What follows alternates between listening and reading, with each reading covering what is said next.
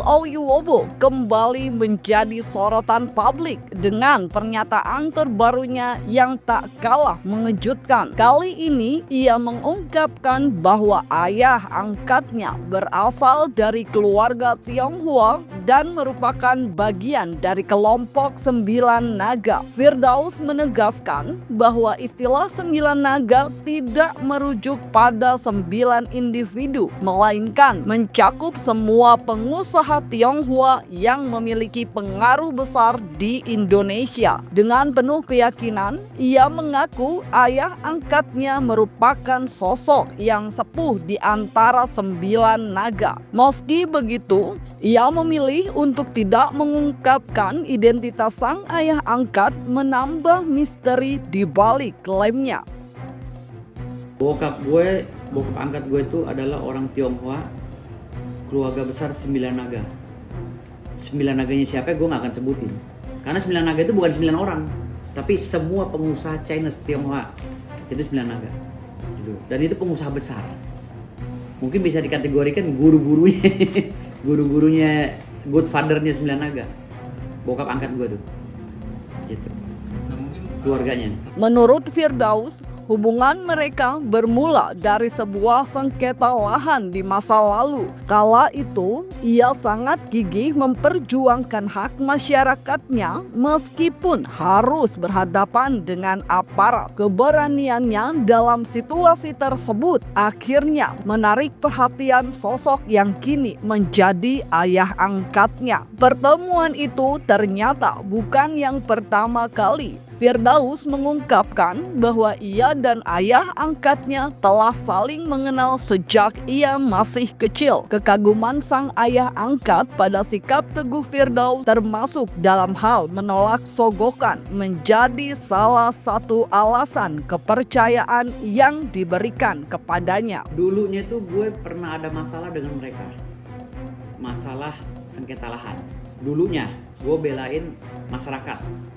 Gitu loh, gue bela masyarakat, lalu gue dikepung sama aparat banyak, gue nggak mundur, gue tetap gue gembok itu tempat, ya. Akhirnya gue melihat gue berani, beliau ini siapa nih, gitu kan, melihat gue berani, akhirnya diajak. Dan memang sebelumnya beliau tuh udah ketemu gue dari gue kecil, memang udah ketemu gue dari gue kecil lah, dari gue masih bujangan, udah ketemu gitu. Nah ketemu lagi di satu permasalahan hukum. Dia seneng sama gue, kamu benar-benar, dan gue nggak mau disogok, gitu loh. Pak, waktu gue ngebela klien gue itu gue nggak mau disogok, nggak mau istilahnya nggak mau diajak damai lah gitu.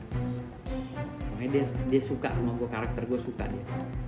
Dalam pertemuan terakhir mereka sebelum sang ayah berangkat ke luar negeri, Firdaus menerima pesan penting. Ayah angkatnya menekankan bahwa kejujuran adalah nilai utama yang harus ia pegang teguh. Ia bahkan berjanji akan terus mendukung Firdaus selama ia jujur dalam setiap langkah hidupnya. Meskipun sang ayah tidak ingin terlibat dalam urusan pribadi Firdaus, ia tetap memantau dan memastikan agar anak angkatnya selalu berada di jalan yang benar. Dan dia pesan, kamu harus tetap jadi orang jujur, gitu. Kamu harus tetap jadi orang jujur. Kalau kamu jujur, bapak bela sampai kapanpun. Yang penting jujur. Sampai saat ini masih berhubungan baik. Nah, kemarin ketemu. Dia sekarang lagi ke luar negeri. Kemarin sebelum ke luar negeri ketemu gue seharian, dari siang sampai sore. Gue dipanggil kemarin, gue disuruh jadi orang jujur, disuruh jadi ini.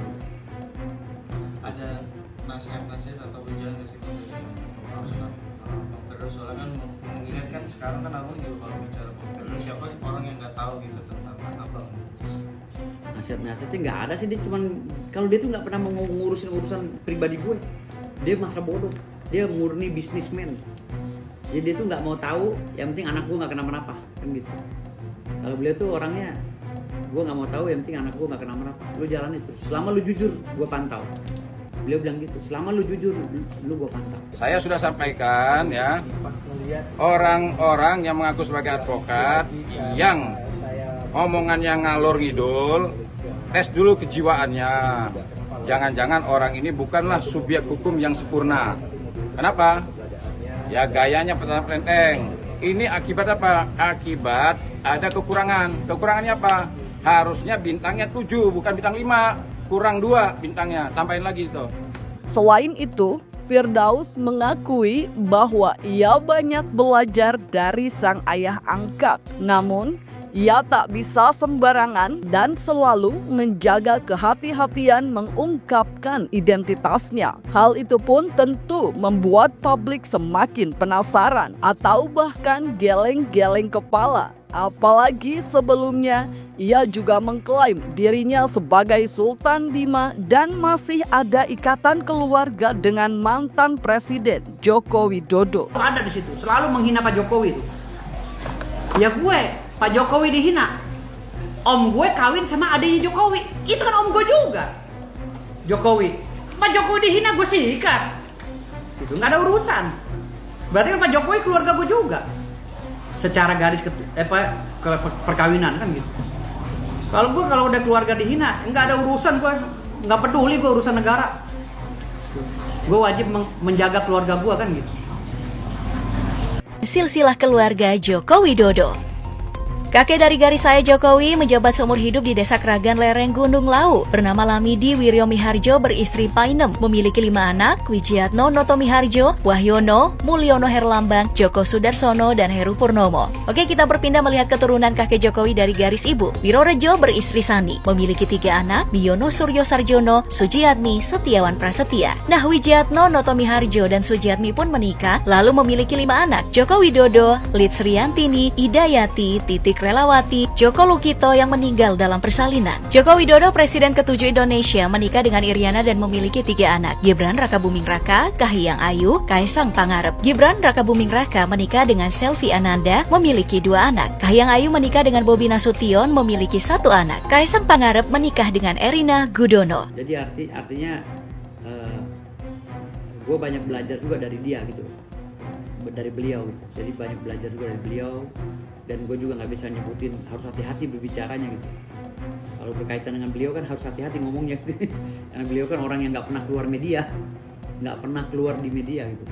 Sementara itu, jejak digital Firdaus berbicara mengenai Jokowi sebelum mengaku-ngaku sebagai keluarga tidak bisa diabaikan. Padahal beredar video yang memperlihatkan bahwa ia pernah mengucap perkataan buruk kepada sang mantan presiden. Kala itu, Firdaus seolah tidak mau bertemu langsung dengan Jokowi. Bahkan mantan kuasa hukum dari Rasman Arif Nasution tersebut menyandingkan nama Jokowi dengan kata jijik. Yang anti jangankan melihat Pak Jokowi, nyebut namanya aja saya, maaf, jijik. Saya menjaga harkat martabat seorang mantan presiden, yaitu Pak Jokowi, yang telah dibully oleh mereka, yang telah dihina oleh mereka, ya, yang telah dicaci oleh mereka tanpa sebab. Saya membela Pak Jokowi, saya membela Pak Aguan. Kenapa? Karena Pak Aguan adalah anak NKRI, pengusaha segitu-gitunya. Ya, yang harus kita jaga, beliau udah membangun Indonesia dengan baik, jasanya ada, daripada yang ngomong-ngomong itu yang protes. Apa jasanya? Cuma bikin berisik pengadilan doang, nggak ada jasanya sama sekali di Indonesia ini. Kalau Pak Aguan apa? Udah membangun PIK 2, udah membangun ini, membangun itu, IKN, dan itu bermanfaat bagi anak cucu kita ke depan, gitu loh. Kalau kita ngikutin pikiran kotor mereka, kapan memajunya negara ini? Sebelumnya, Firdaus juga lagi-lagi terlibat dalam kericuhan karena diusir dari Pengadilan Negeri Jakarta Pusat akibat terlibat kericuhan. Mengulang sejarah kelamnya naik ke atas meja di Pengadilan Negeri Jakarta Utara yang menghebohkan. Beberapa waktu lalu pun beredar sebuah rekaman percakapan suara diduga Firdaus menyebut alasannya naik ke meja sidang bukan lagi karena dirinya jago silat, melainkan aksinya itu sebagai perpanjangan tangan Tuhan untuk menegur bobroknya hukum di Indonesia. Di negara ini udah kacau balau, makanya saya bilang tadi mungkin naiknya saya di atas meja itu ya karena Allah sedang menegur negara kita agar memperbaiki hukum. Karena carut marut, jangan melihat masalah peristiwanya terhadap diri saya, tapi melihat dampak besarnya ini. Kenapa Allah ini bisa mengutus saya untuk menginjak meja pengadilan? Ini ditegur, hukum Indonesia harus dibenahi, kalau nggak negara ini pecah. Kalau nggak negara ini berantakan, pisah semua pulau-pulau. Karena hukumnya nggak benar. Kita jangan egois lah, jangan egosentris. Kita jangan sok-sok suci gitu loh. Kita seakan-akan di negara Swiss yang menuntut bahwa hukum itu harus benar sebenar-benarnya. Enggak. Kalau Anda nggak punya paket, saya beli paket. Nonton yang banyak tuh ketimpangan tentang proses penegakan hukum di Indonesia. Baca yang benar, jangan sok suci. Saya nggak pernah niat naik ke meja karena saya ini adalah orang-orang bela diri ya. Saya penganut bela diri. Ya, saya pernah di taekwondo, saya pernah di boxer, saya pernah di silat, pencak silat. Jadi saya nggak tahu itu kaki saya seperti apa. Tahu-tahu saya udah di atas meja. Karena saya fokus pandangan saya ke sana. Pandangan saya fokus ke depan, melihat klien saya. Tahu-tahu saya udah di atas meja. Gitu. Jadi itu refleks saya. Gitu. Ya. Tak dipungkiri, gaya frontal Firdaus memang kerap kali membuat banyak orang geleng-geleng kepala. Belakangan ini, ia pun kerap menerima berbagai komentar sindiran dari warganet saat menunjukkan kemampuannya dalam bernyanyi. Mungkin banyak yang belum mengetahui, namun sebelum terjun sebagai pengacara, Firdaus sempat meniti karir sebagai musisi. Beberapa unggahan di sosial media memperlihatkan betapa seriusnya ia saat melakukan rekaman di studio. Meskipun reaksi warganet sebagian justru menyindirnya, namun Firdaus tetap tancap gas dan akan segera mengeluarkan lagu barunya.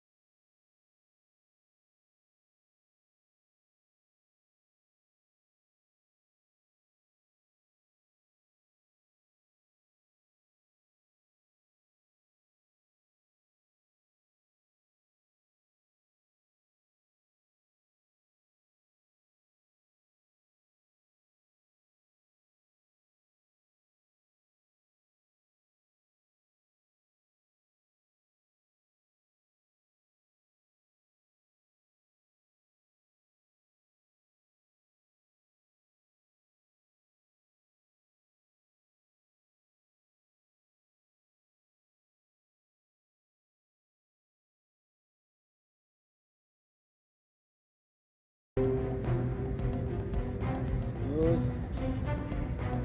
kembangnya ini ke ininya.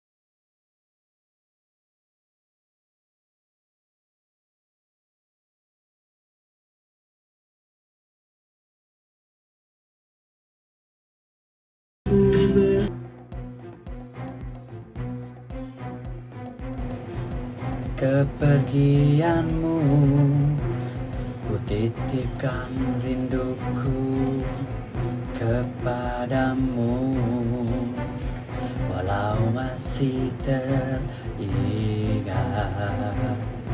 kenanganku bersamamu. Kurang dapet.